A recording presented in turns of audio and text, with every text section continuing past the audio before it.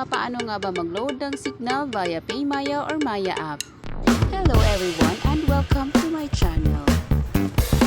Yung Paymaya app naman ang gagamitin natin sa pag-load ng ating signal. Pero bago ang lahat, paki-like and subscribe naman dyan. So eto na, so dito sa ating Paymaya app, i-tap lamang ang load. And then dito sa bandang taas, so i-swipe left, tapos hanapin ang entertainment, then click signal direct. I-tap lamang ang napiling load at i-enter ang signal box account number.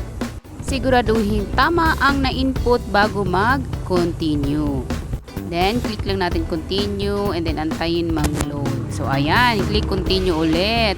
Then pay now.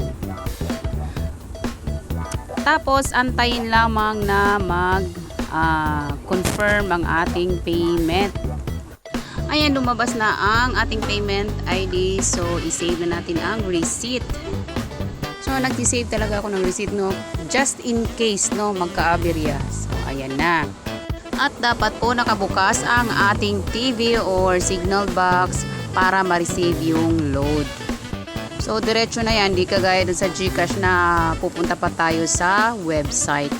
So, back tayo para hanapin yung transaction history natin to confirm. Ayan. So, i-check lang natin. So, ayan na. Completed na siya. Thank you so much for watching, guys. See you on my next video.